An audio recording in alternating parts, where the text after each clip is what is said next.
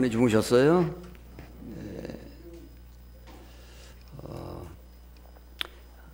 성경에는 하나님께서 은혜 주시고 복 주시겠다는 수많은 약속이 있어요.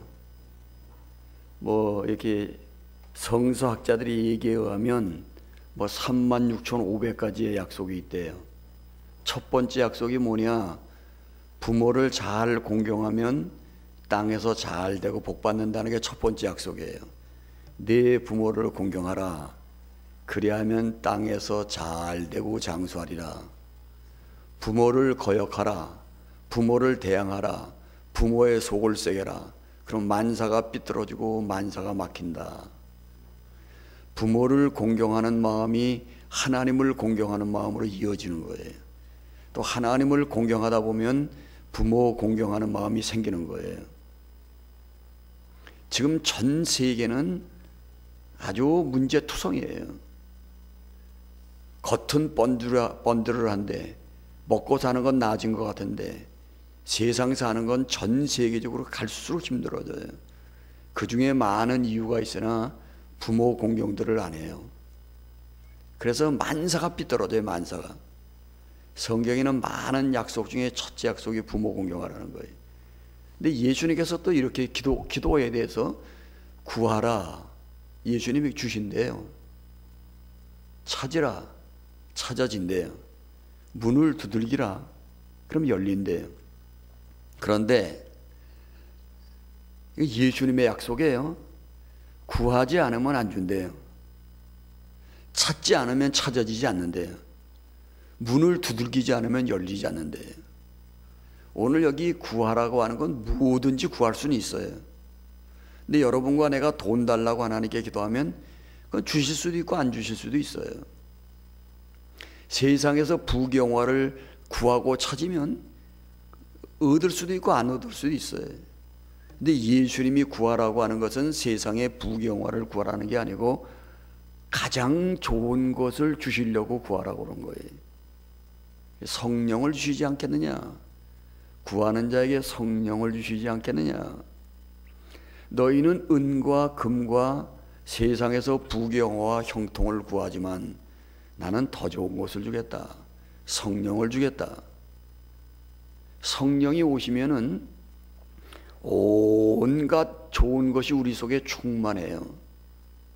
성령 충만해지면 기쁨이 충만해지고 지혜가 충만해지고 사랑이 충만해지고 평강이 충만해지고 기도가 충만해지고 전도가 충만해지고 우리가 성령 충만함을 그렇게 구하는 것은 성령은 예수님의 영이기 때문에 성령이 오시면 모든 좋은 것이 충만해져요.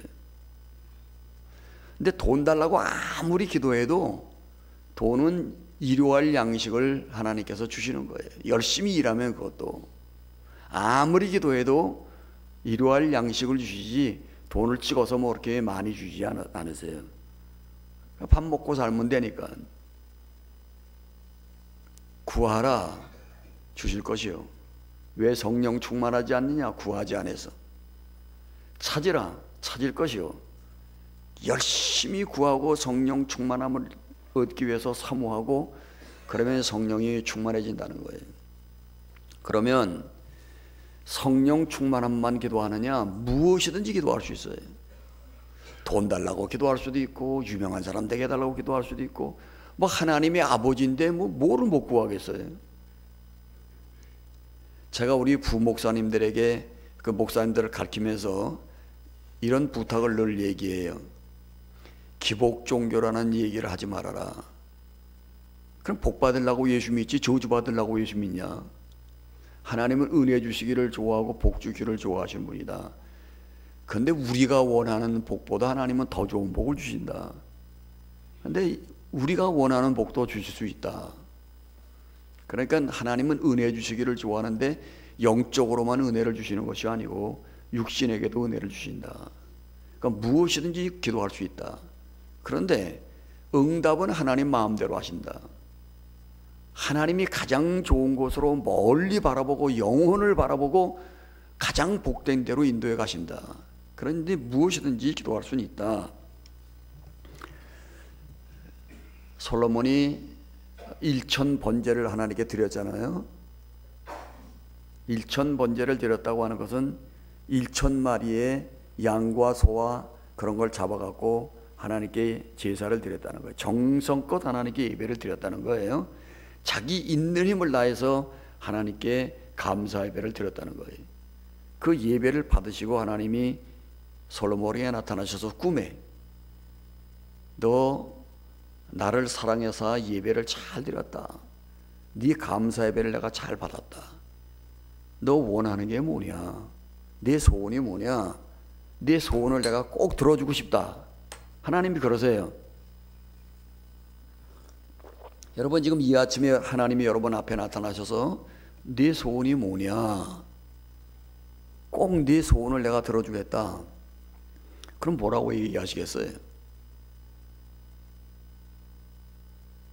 하나님, 내 소원은 이겁니다. 근데 솔로몬은 이런 소원을 하나님께 드렸어요.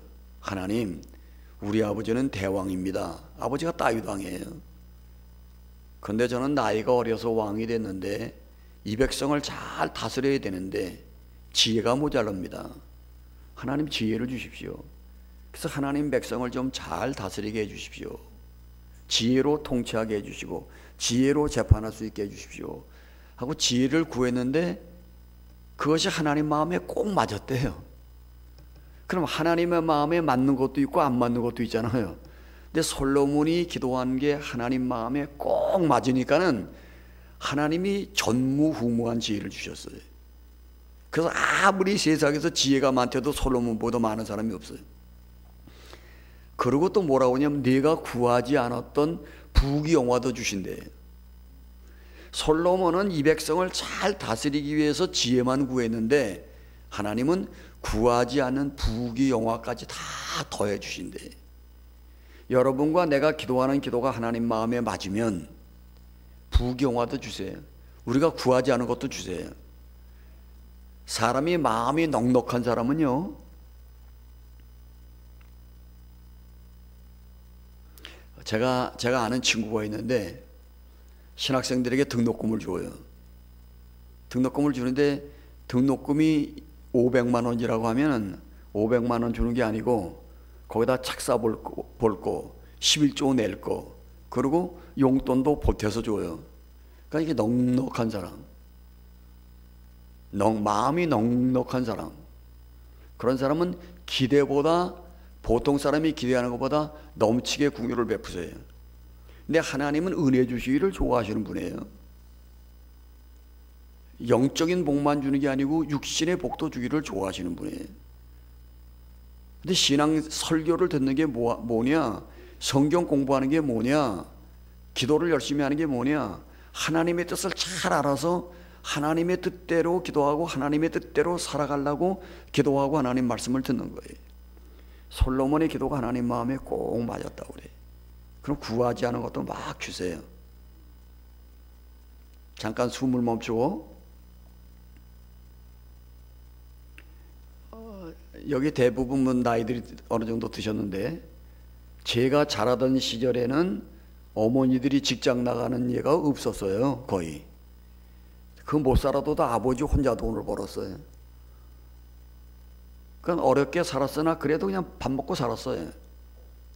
집에 가면 어머니가 늘 계세요. 그러면 그때 돈 많은 집, 부잣집의 아기가 더 행복하겠어요? 보통 집의 아기가 더 행복하겠어요? 그럼 쉽게 얘기하면 이병철 씨 집에 손자, 지금 손녀로 태어난 아이가 더 행복하겠어요? 보통 집에서 태어난 아이가 더 행복하겠어요?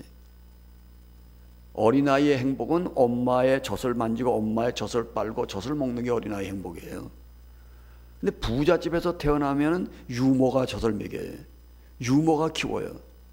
어린아이는 뭐 돈 많은 게 필요 없어요. 그냥 젖 먹고 엄마의 젖 만지고 엄마의 사랑을 받으면 되는 거예요.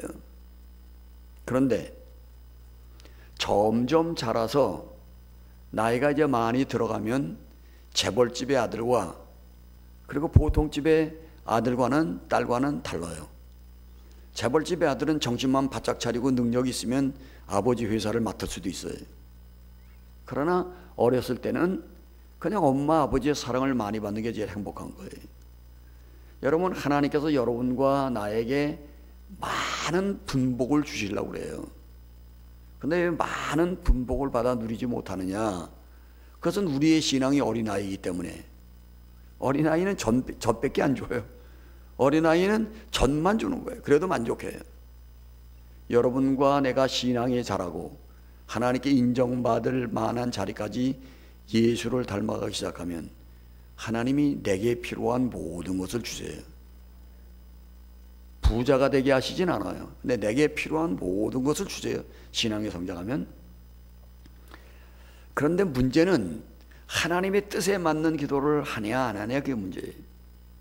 저는 매일 하나님의 뜻에 맞는 기도를 합니다.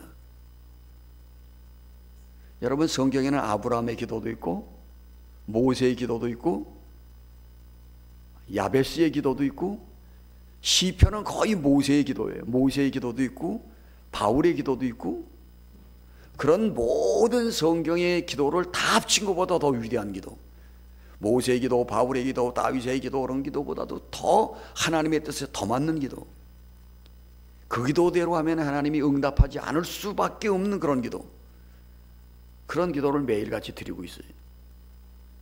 전 수십 년 동안 그렇게 기도했어요. 오늘 아침에 여기 와서도 또 하나님의 뜻에 꼭 맞는 기도를 했어요. 그래서 하나님께서 주시는 넘치는 은혜, 사람으로는 더 받을 수 없는 은혜, 솔로몬의 기도가 하나님의 마음에 맞았더니 구하지 않은 것까지 주시고 전무후무한 지혜를 줬듯이 솔로몬의 기도보다도 더 맞는 기도, 하나님 뜻에 더 맞는 기도를 매일 드렸어요. 그 무슨 기도냐? 따라합시다. 너희는 이렇게 기도하라. 어떻게 기도하라고요? 누가 그랬어요? 예수님이. 너희는 이렇게 기도하라. 예수님이 가르친 대로 기도하면 100% 하나님의 마음에 맞는 거예요. 기도는 그 사람의 철학이에요. 그 사람의 인생관이에요. 그 사람의 사상이에요. 인간이 하나님께 드리는 참말, 인간이 하나님께 드리는 참정성, 그것이 기도예요. 너희는 중언 무언하지 말아라. 이방인도 돈 달라고 복 달라고 기도한다. 너희는 이렇게 기도하라. 그러니까 이렇게 기도하라고 주님이 명령하시고 부탁하셨어요. 그렇게 기도하지 않으면 삐뚤어진 기도예요. 무슨 기도를 하든지 예수님이 가르치신 기도대로 기도가 되어져야 돼. 그러면 하늘 문을 여시고 은혜를 쏟아붓기 시작해요. 여러분, 구약 성경, 하나님은 인간이 복받기 위해서, 인간에게 은혜 주시기 위해서 구약 성경을 주셨어요. 구약 성경을 요약하면 십계명이에요. 이스라엘 백성들에게 너희가 십계명을 잘 지켜라. 그러면 나가도 복을 받고 들어가도 복을 받고 떡반죽 구르기 복을 받고 만사에 복을 받는다. 쌓을 것이 없도록 은혜를 주신다. 십계명을 주셨어요. 십계명은 모세가 이스라엘 백성에게 주신 말씀이에요. 근데 십계명을 읽어보면 참 이상한 생각이 들어요. 내 앞에 다른 신을 두지 말아라 그래요. 우상을 섬기지 말아라 그래. 하나님의 이름을 망령되 일컫지 말아라 그래. 도복질하지 말아라. 간음하지 말아라 그래. 아니, 우상을 섬기지 말라 그러지 말고 하나님을 잘 섬겨라 그러지. 도복질하지 말라 그러지 말고 구제하라 그러지. 여호와의 이름을 망령되 일컫지 말라 그러지 말고 하나님의 이름을 존중히 여겨라 그러지. 근데 구약에는 계속 말라 그래요. 근데 모세가 이스라엘 백성들에게 십계명을 주신 것은 언제냐면 이스라엘 백성을 애굽 땅에서 이끌고 홍해 바다를 건너서 광야에서 만나를 먹고 메추라기를 먹으면서 한참 지나가다 십계명을 주셨거든요. 그러니까 이스라엘 백성을 가만히 보니까 하나님께 크게 영광 돌리기는 시원찮은 것 같아. 하는 짓을 보니까. 그러니까 하나님 속썩이지나 말아라 이놈들아. 그 이스라엘 백성을 가만히 보니까 그냥 구제를 많이 하긴 꼬락생이가 힘든 것 같아. 그러니까 도복질이나 하지 말라. 그러니까 모세가 본 이스라엘 백성들은 하나님께 크게 영광 돌릴 것 같은 믿음이 안 생겼나 봐요. 그러니까 우상이나 섬기지 말아라.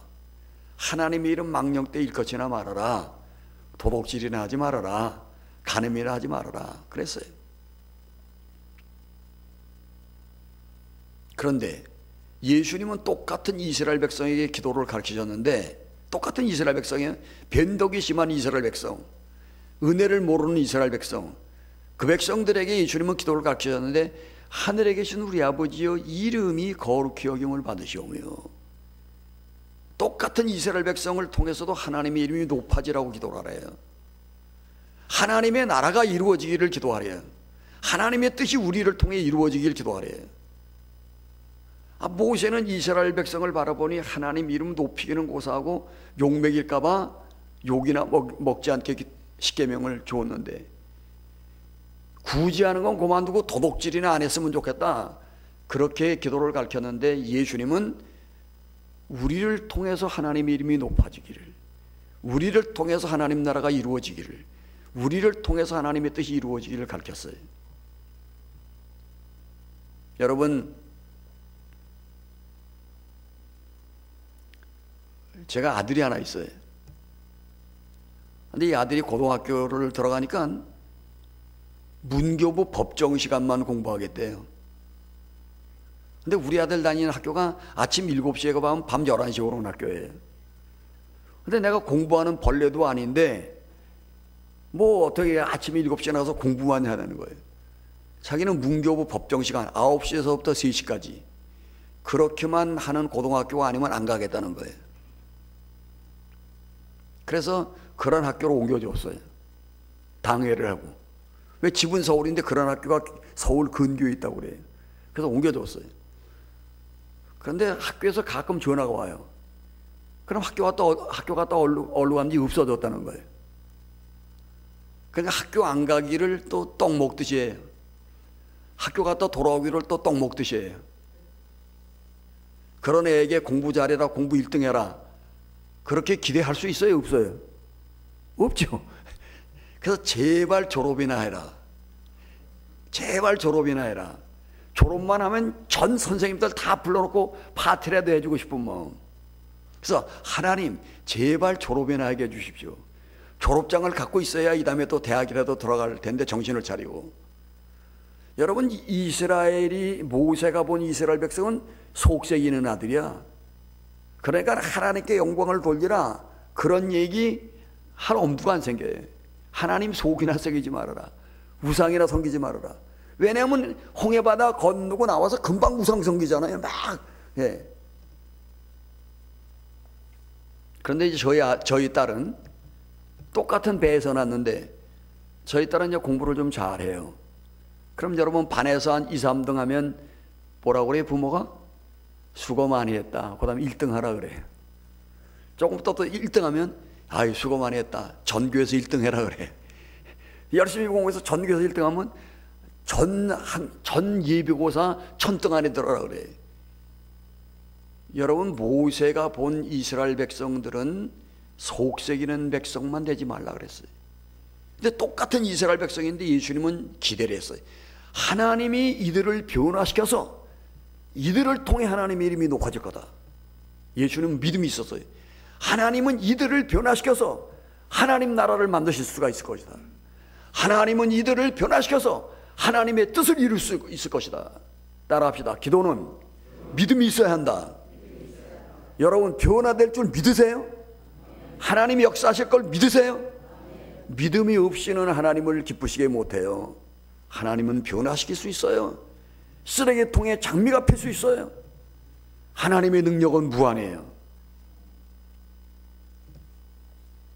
저희 교회에 지금 IVF 대학생 선교회 대표 간사가 저희 교회 출신인데, 미국에서 목사 공부를 하고 이제 저희 교회에 돌아왔어요.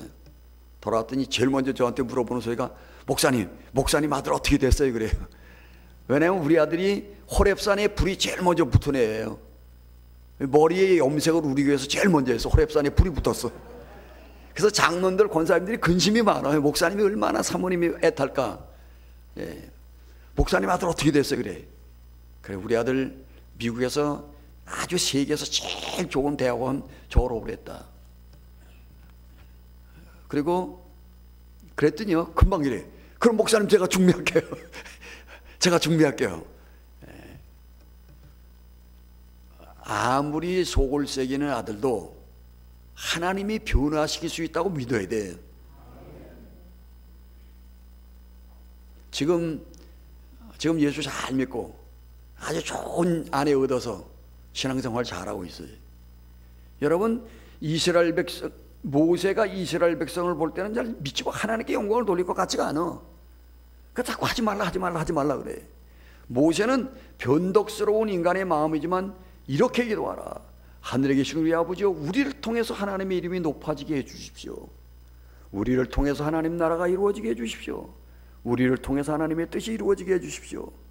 하나 물어봅니다. 하나님은 능치 못하실 것이 없으신 하나님으로 믿으십니까? 네. 여러분이 예수님께서 가르친 대로 기도하면 그대로 역사하실 것을 믿으십니까? 네. 믿기만 해라. 하나님의 영광이 나타난다.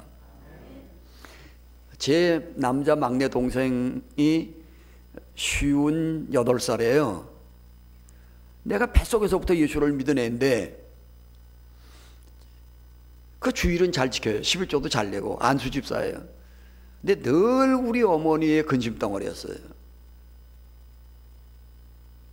그게 IMF가 나서 삼성을 다니다가 퇴직하고 나서 사업이 망해서 집을 날리고 퇴직금도 다 날리고 나서부터 얘가 술을 먹기 시작을 하는데, 이게 예배 드릴 때만 성도지 바깥에 나가서 할 때는 이게 성도가 아니에요.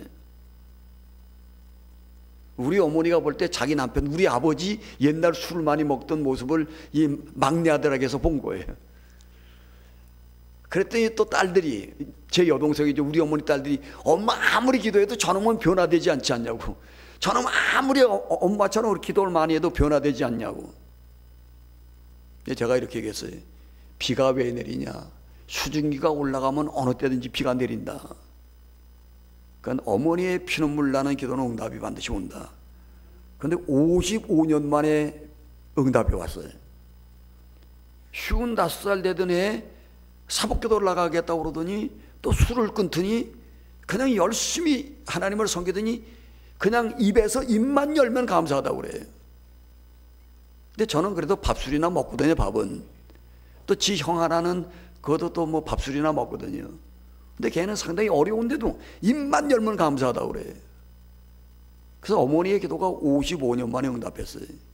그리고 어머니가 돌아가시고 나서는 저한테 매달 20만 원씩 보내와요. 어머니 드리고 싶은 건 이제 형님한테 준 거죠. 그 나보다 못 사는 막내가. 따라합시다. 하나님은 살아계시다. 하나님은 살아계세요. 살아계세요. 쓰레기통에 장미를 피우게 하실 수 있어요. 마른 땅에 샘물을 터지게 할 수 있어요. 지금도 홍해바다가 갈라지는 역사가 일어날 수 있어요. 근데 모세의 기도는 사람을 볼 때 십계명은 소극적으로 봐요. 꼭 속색이는 아들에게 속색이지 말라는 것처럼 예수님은 악한 인생을 변화시켜서 하나님의 뜻을 이룰 수 있는 그런 믿음을 가지고 기도하도록 우리를 가르쳐요. 그러니까 십계명은 소극적인 계명, 주님이 가르쳐주신 기도문은 적극적인 것. 그 다음에 사도신경이라고 하는 것은 우리가 주일마다 외우는 사도신경은 기독교 신앙을 다 요약한 거예요. 그래서 사도신경을 믿으면 정통교인, 안 믿으면 이단, 안 믿으면 그리스도인이 아니에요. 근데 사도신경을 이렇게 고백할 때 예수님에 대한 고백이 나와요. 하늘에 계신 우리 아버지, 전능하사 천지를 만드신 하나님 아버지를 내가 믿사오며 그 외아들 우리 주 예수 그리스도를 믿사오며 이는 성령으로 잉태하사 동정녀 마리아에게 나시고 십자가에 못 박혀 죽으시고 부활하시고. 근데 우리는 어떻게 구원받느냐? 내가 하나님을 믿고 내가 예수님을 믿고 내가 성령님을 믿어야 구원받아요. 하나님 당신은 전능자입니다. 예수님 당신은 나의 구세주입니다. 성령님 나를 새롭게 하시는 분입니다 하고 그렇게 내가 믿어야 구원받아요. 그런데 그 믿음 중에서 가장 중요한 것이 예수 그리스도를 나의 주님으로 믿어야지 성령을 받아요. 예수님이 오시고 하나님이 오시고. 근데 예수님을 고백할 때 동정녀 마리아의 몸에서 나신 예수를 고백해요. 여러분, 예수님이 처녀 몸에서 난 거 믿으시죠? 그 다음에 십자가에 못 박혀 우리 죄를 위해 죽으신 걸 고백해요. 그건 믿으시죠? 그 다음에 예수님이 부활한 거 믿으시죠? 근데 그 고백할 적마다 우리의 마음속에 늘 허전한 게 있어요. 예수님은 어떻게 사셨을까? 삶의 고백이 없어요. 근데 사도신경은 내가 하나님 믿고 내가 예수 믿고 내가 성령 믿으면 하나님 백성 되는 거예요. 근데 주기도문은 하늘에 계신 우리 아버지요. 여러분, 예수님이 33년 동안은 주기도문의 정신으로 사셨어요. 예수님은 어떻게 사셨을까? 33년 주기도문의 정신으로 사셨다. 예수 믿고 구원받은 사람은, 사도신경을 고백한 사람은 주기도문의 정신으로 살게 돼요. 사도신경의 정신은 뭐냐? 내가 하나님 믿고 내가 예수 믿고 내가 성령을 믿어야 구원을 받는데, 그런 사람은 어떻게 살게 되느냐? 하늘에 계신 우리 아버지, 우리에게 일용할 양식을 주시고 우리를 시험에 들지 말게 해주시고, 예수 믿고 구원받은 사람은 공동체를 생각하게 돼요. 예수님은 우리 정신으로 사셨어요. 여러분, 예수님은 33년 동안 하늘에 계신 우리 아버지, 이름이 거룩히 여김을 받으시오며, 예수님은 33년 동안 하나님께 영광을 돌리라고 사셨어요. 나라에 임하옵시고 33년 동안 하나님 나라를 이루기 위해서 사셨어요. 33년 동안 하나님의 뜻을 이루기 위해서 사셨어요. 누구든지 예수 믿고 성신 받은 사람은 예수님의 영이 오기 때문에 예수님처럼 살고 싶고 예수님처럼 기도하고 싶은 마음이 충만해요. 예수님은 어떻게 기도하셨을까? 하늘에 계신 우리 아버지요, 이름이 거룩히 여김을 받으시고, 자기가 날마다 기도한 대로 너희도 이렇게 기도하라고 가르치셨어요. 예수님은 어떻게 기도하셨다고요? 예수님이 우리들에게 어떻게 기도하라고 그랬죠? 이렇게 기도하라. 예수님은 어떻게 기도하셨어요? 이렇게 기도하셨어요. 자기가 우리에게 기도하라는 대로 기도를 하셨어요. 그게 굉장히 중요합니다. 사실은요, 다른 기도 필요가 없어요. 예수님이 이렇게 기도하라, 그 기도는 완전히 100점짜리 기도예요. 그 기도를 넘어서면 미친 기도예요. 그 기도를 모자르게 하면 모자라는 기도예요. 모세 기도, 성경에 있는 모든 기도를 다 합쳐도 예수님이 가르친 기도만 못해요. 모든 기도를 안 해도 예수님이 가르친 그런 정신을 갖고, 그런 마음을 가지고, 그런 믿음을 갖고 기도하면 정말 기도의 응답이 넘쳐나요. 제가 옛날에 여기 주기도문 신학교에서의 목사들한테도 주기도문을 강의했는데요, 계절학기에. 그리고 웃으면서 이랬어요. 이제 오늘 주기도문 여러분들 제 강의를 듣고 주기도문으로 매일 기도하고 옛날에 받지 못했던 풍성한 은혜를 받으면 날 만나면 이 다음에 냉면 한 그릇 어디서든지 사라고. 여러분, 똑같은 기도라는데 예수님 마음에, 하나님 마음에 맞게 하는 기도랑 그렇지 않은 기도랑은 차이가 많이 나요. 우리가 돼지 잡으려고, 잔치할 때 돼지 잡으려고 그러다 기분 좋으면 뭐 잡아요? 소 잡으려고 그래요. 소 잡으려고 그러다 기분 나쁘면 돼지도 안 잡아요. 근데 하나님의 마음에 맞는 기도, 하나님의 마음에 맞는 생각, 하나님의 마음에 맞는 삶을 살면 그냥 하나님이 가지고 있었던 온갖 은혜를 쏟아붓는 거예요. 그러니까 제 간증부터 합시다. 제가 하나님께 늘 이렇게 기도를 해요. 하나님, 사람으로서야 어떻게 제가 받는 복보다 더 많은 복을 받을 수가 있습니까? 사람으로서야 더 많은 복을 받을 수가 없습니다. 그러면 예수님이 어떻게 기도했나 이제 봅시다. 여러분 늘 하는 기도니까 하늘에 계신 우리 아버지요. 근데 저거 이렇게 하늘에 계신 우리 아버지요 할 때 오늘 여기 와서 그랬어요. 이제 여기 50분에 도착해서 10분 동안 기도하는 중에 하늘에 계신 우리 아버지요. 여러분과 나 여기서 여러분과 하늘에 계신 우리 아버지 할 땐 여러분이 생각이 나더라고. 서울에 있을 때는 여러분을 생각이 안 났죠. 그러니까 여기서는 하늘에 계신 우리 아버지 오니까 여러분 생각이 나요. 그래서 내가 이랬어요. 하나님, 이 기쁨의 교회 성도들이 내가 받은 은혜만큼만 받으면 참 좋을 텐데요.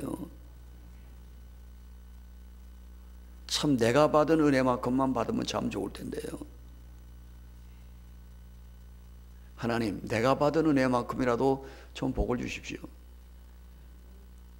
저는 제가 보기에 우리 교회 그룹 회장님이 장로님이에요. 장로님들 중에 뭐 회사를 하시는 분들, 뭐 의사들 있는데 내가 아무리 10번, 20번 물어봐도 나만큼 은혜를 받고 복을 받은 사람이 없어요. 내가 돈이 많다는 게 아니에요. 근데 왜 그럴까 생각을 했어요. 제가 14살서부터 기도했거든요. 새벽기도 14살서부터. 근데 첫째 기도가 뭐냐면 하늘에 계신 우리 아버지 하나님 이름이 거룩히 여김을 받으시오며, 이게 두 가지 의미가 있습니다. 요새 새로 된 번역에는 하늘에 계신 우리 아버지 이름을 거룩하게 하시며, 하나님보다 하나님의 이름을 높이라는 거예요. 옛날 번역에는 우리를 통해서 하나님의 이름이 높아지라는 거예요. 여러분, 하나님이 하나님 되십시오. 하나님이 하나님 되심을 나의 삶 속에 나타나십시오. 그러면 내가 하나님께 은혜를 받고 무릎을 꿇고 하나님께 영광을 돌리겠습니다. 따라합시다. 하나님 되심을 나타내십시오. 이스라엘 백성의 기도를 들으시고 하나님 되심을 홍해바닷가에서 나타나셨어요. 그랬더니 무릎을 꿇으셨어요. 이스라엘 백성이. 그리고 하나님께 영광을 돌렸어요. 우리가 하나님께 하나님 되심이 나타나야 하나님께 무릎을 꿇고 영광을 돌려요. 첫 번째, 인간의 모든 첫 번째 기도는 자나 깨나 밥을 먹거나 잠을 자나 어떻게 하나님께 영광을 돌릴까? 어떻게 나같이 쓰레기 같은 인생을 통해서 하나님께 영광이 돌아가나? 하나님을 기쁘시게 하나? 그 생각으로 가득 차 있어야 돼요. 나를 존중히 여기는 자를 존중히 여긴대. 하나님을 존중히 여기는 것은 그의 말씀을 존중히 여기는 거예요. 여러분, 엘리 제사장인데 범죄를 많이 했어요.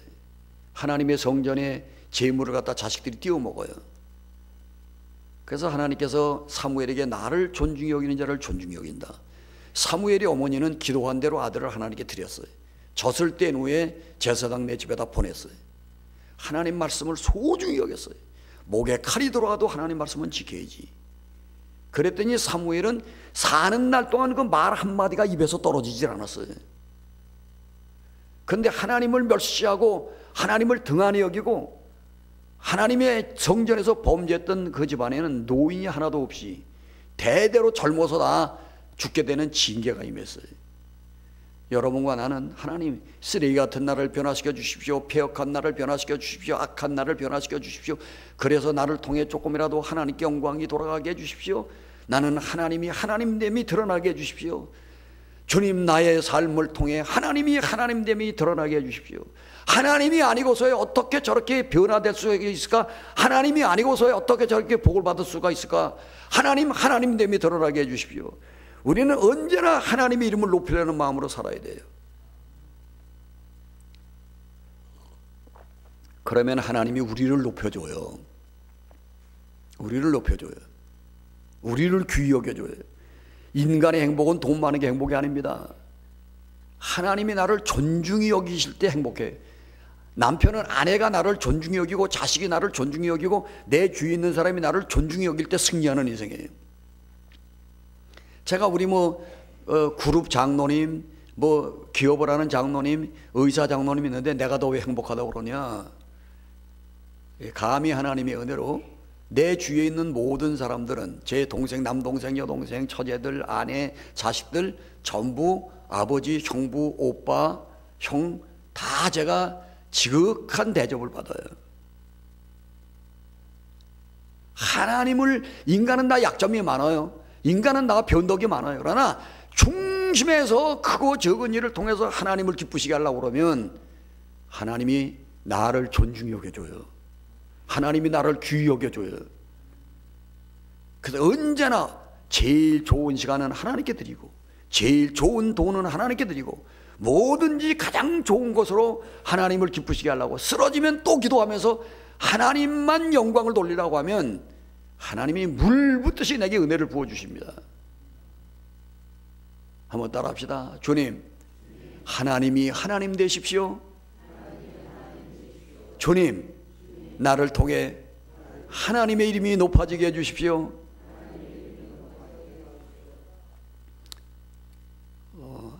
여러분, 그 요한계시록에 보면 모든 천군 천사들, 구원받은 성도들, 모든 피조물들이 꿇어 엎드려서 하나님께 절을 해요. 하나님은 하나님이십니다. 하나님이십니다 하고 그냥 하나님이 하나님 되심에 너무 놀라워서 내영물, 24장로, 흰옷 입은 무리, 허다한 무리들이 하나님께 절을 해요. 제가 어제는 절을 못했는데 집에서 혼자 절을 합니다. 하나님, 하나님은 하나님이셨습니다. 나같이 쓰레기통 같은 인간에게 하나님은 장미꽃이 피게 해주셨습니다. 술 고주망태이고 예수의 옛자도 모르는 음식 집안에서 제가 목사가 되었습니다. 하나님은 하나님이십니다. 저는 우리 어머니가 별명이 홍길동이라고 그랬어요. 홍길동. 자유혼이 충만해서.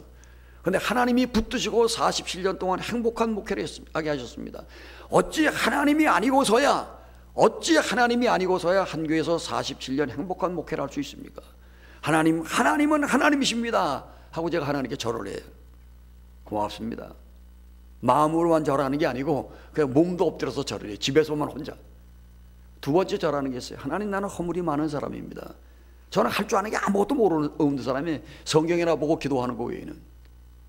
그래서 집안일은 다 아내가 다 하라고, 교회는 부목사님들과 장로님들이 다 하라고, 설교하는 게 은행도 갈 줄 몰라요. 그래서 은행 가서 번호표를 뽑아갖고 어떻게 하라고 우리 사람이 몇 번 하면 또 하고 나면 뭐 또 잘못했다고 그래요. 뭐 할 줄 아는 게 없어요. 할 줄 아는 게. 그런데 하나님은 나는 예수님이 있어서 너무 행복합니다. 내 죄를 용서하시고 내 허물을 덮으시고 아내와 자식들과 교인들에게 내 허물을 하나님께서 가리워 줬어요. 여러분, 교인들의 눈이 밝아져서 목사님 말만 하지 실천하는 게 뭐 있어? 그럼 목회를 어떻게 해요? 근데 교인들의 눈을 다 덮으셨어요. 아내와 내 주위에 있는 사람들의 마음을 다 덮으시고, 그냥 우리 교인들 속으로 몰라도 40몇 년 동안 한 번도 나한테 뭐라는 사람 없어요. 예수님, 나는 예수님이 있어서 너무나 좋아요. 예수님께 꿇어 경배합니다 하고 예수님께 절을 합니다. 성령님, 나같이 배역한 사람에게 새 영을 주시고 새 마음을 주어서 이렇게 날마다 주님을 섬기고 살게 하시니 감사합니다 하고 성령님께 절을 해요. 한 번 더 따라합시다. 나를 존중히 여기는 자를 내가 존중히 여긴다. 여러분, 남편에게 존중히 여김을 못 받으면 내가 하나님을 존중히 여기지 못했나 생각해 보세요. 자식에게 존중히 여김을 못 받으면 내가 하나님을 존중히 여기지 않았나 생각해 보세요. 제가 지금 약간 독재자예요. 교회에서도 카리스마하고 집에서도 카리스마하고. 근데 한 40좀 지나서 내 마음이 막 변해가더라고요. 어떻게 변했냐면 우리 집 사람을 저도 저 하나님의 종이지, 내가 저 종을 잘 대하면 내가 복을 받겠지, 그런 마음이 생기더라고요. 나도 모르게. 그래서 하나님이 내 마음을 막 움직이시더라고. 그때는 그런 줄 몰라서 지나놓고 생각하니까, 근데 우리 집 사람이 하나님께 영광을 돌리고 하나님을 기쁘시게 하려고 그러니까 이 강팍한 제 마음이 막 움직이신 거예요. 그래서 막 그냥 움직여서 지나놓고 보니까, 여러분, 아무리 부경을 얻었어도 아내에게 멸시받는 사람이 수두룩합니다. 자식에게 멸시받는 사람이 수두룩합니다. 여러분, 아무리 허물이 많고 아무리 완악해도 아무리 홍길동이 같아도 하나님이 하나님 되심을 나타나십시오. 예수님이 그렇게 기도하라고 그런 거예요. 나를 통해 하나님의 이름이 높아지게 해주십시오. 가난할수록 하나님의 이름은, 하나님이 돈을 주셔서 하나님의 이름 높일 수 있어요. 성격이 못될수록 하나님이 변화를 일으킬 수 있어요. 지혜가 모자랄수록 하나님이 하나님 되심이 나타나면 지혜와 총명이 충만할 수 있어요. 하나님은 그렇게 기도하라고 우리를 가르치셨어요. 하나님의 이름이 거룩히 여김을 받으시옵소서. 먼저 하나님이 하나님 되심을 나타내십시오.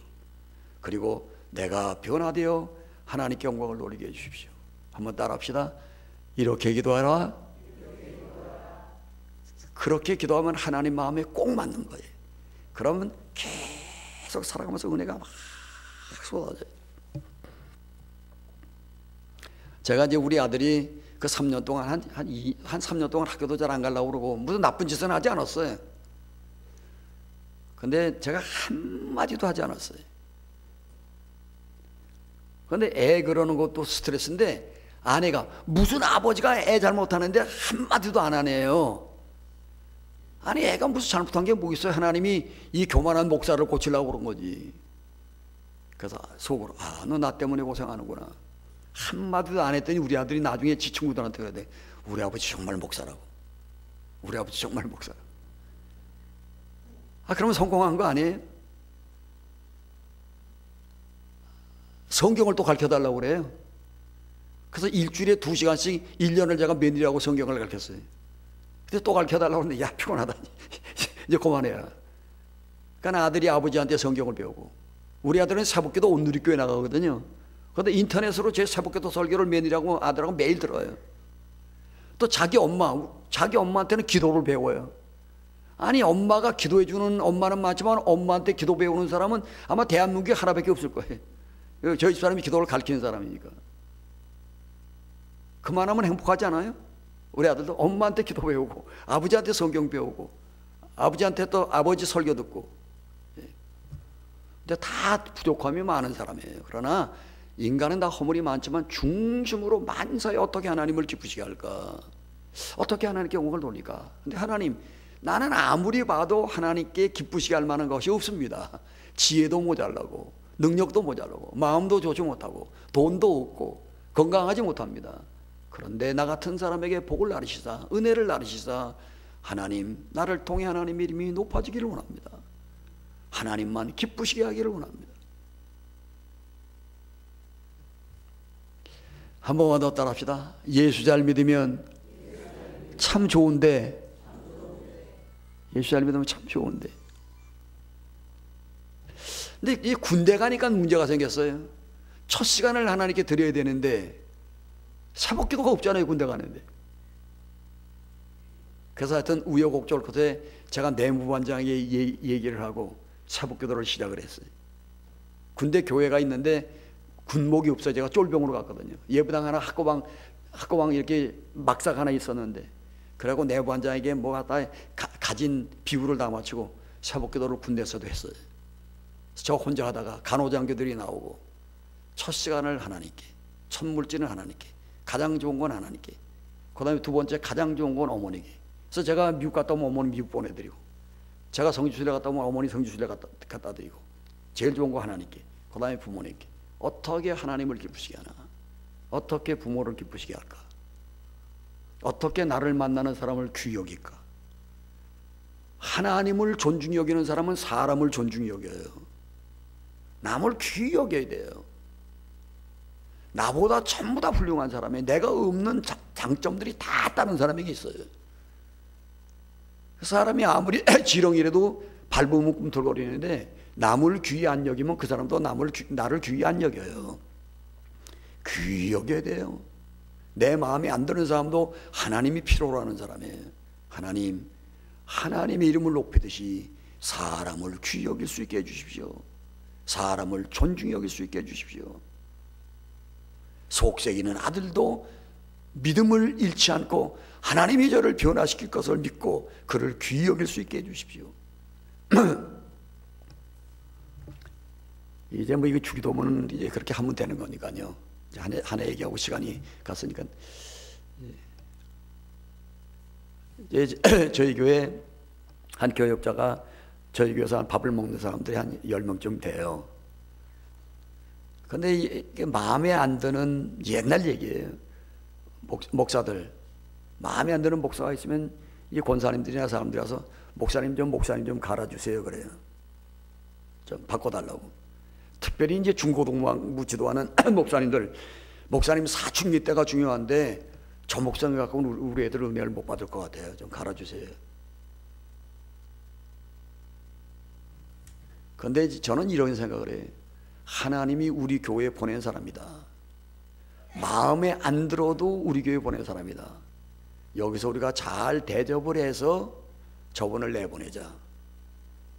그래서 지금까지 한 번도, 제가 담임 목회한 지 30년이 지났는데 한 번도 내 마음에 들든지 안 들든지 자기가 스스로 나갈 때까지, 좋은 길이 열릴 때까지 내보내지 않았어요.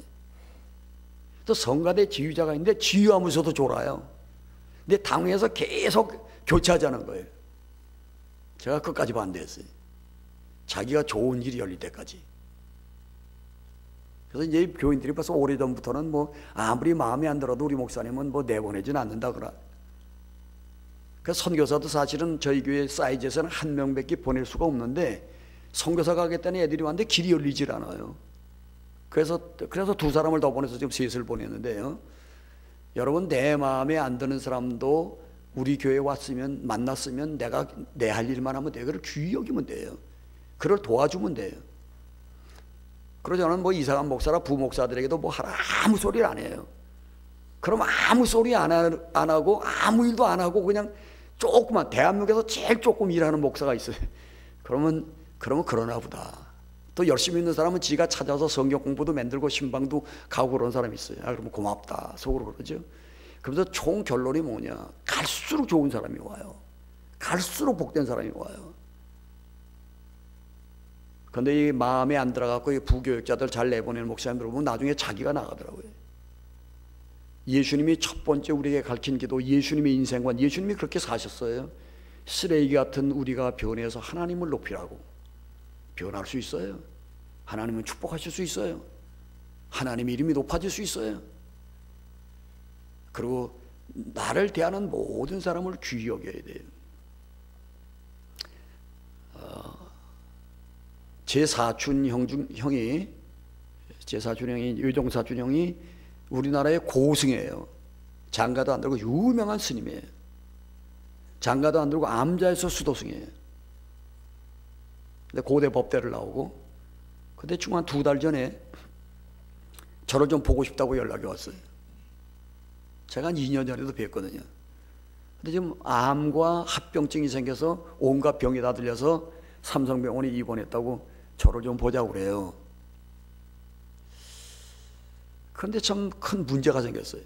이게 스님한테 전도를 할 수도 없고 안 할 수도 없고, 스님도 이게 보통 스님이 아닌데, 내가 잘 아는데 서로들 나보다 품성이 훨씬 더 좋은데 평생 장가도 안 들고 수도를 했는데, 그래서 기도를 이제 열심히 하고 전도할 생각도 하지도 않고 안 하지도 않고, 하나님 길을 열어주십시오.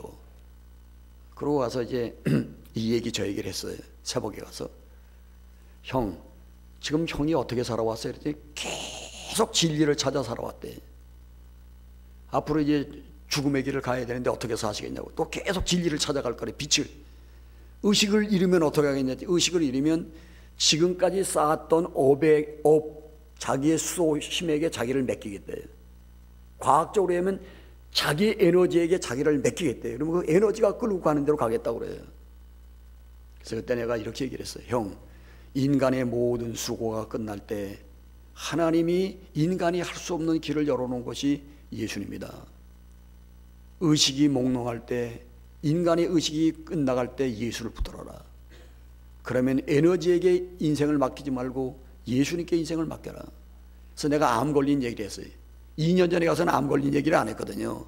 책만 주고 왔는데, 로마서 제가 쓴 책을 주고 왔는데, 나도 암이 걸렸는데 내가 죽음이 하나도 두렵지 않더라. 나는 예수가 계셔서 예수 이름을 부르면 하나님께로 가기 때문에. 형은 지금까지 성실하게 살아온 걸 하나님이 상 주신다. 이 땅에서 예수를 믿든지 안 믿든지 성실하게 산 건 상을 줘요. 그러나 하나님 나라는 들어가지 못해요. 이 인간의 의지가 끝날 때 십자가를 붙들어. 그러면 구원을 얻는다. 예수님이 있어서 우리는 너무 좋아요. 그 예수님이 이렇게 기도하라고 가르쳤어요. 이제 시간이 없으니까요, 여러분 예수님이 말씀하신 대로 기도하세요. 언제나 믿음을 가지세요. 모세처럼 부정적으로 생각하지 마세요. 하나님은 하실 수 있어요. 마른 땅에 샘물이 터질 수 있어요. 광야의 쓰레기통에 꽃이 필 수 있어요. 우리를 변화시키고 복 주시는 하나님이 또 변화시키고 또 복 주실 수 있어요. 하나님이 하나님 되십시오. 그래서 내가 하나님의 이름을 높이게 해주십시오. 우리 자녀를 통해 하나님의 이름을 높이게 해주십시오. 우리 민족을 통해 하나님의 이름을 높이게 해주십시오. 그리고 내가 오늘 대하는 모든 사람을 귀하게 대하세요. 내 마음에 안 드는 사람도 사람 대접을 잘 하세요. 그러면 여러분이 하나님 앞에 귀한 존재가 됩니다. 주님께서 가르치신 기도대로 기도하시고 주님께서 가르친 기도대로 사셔서 하늘과 땅의 귀한 하나님의 종들이 되시기를 귀하신 예수의 이름으로 축원합니다.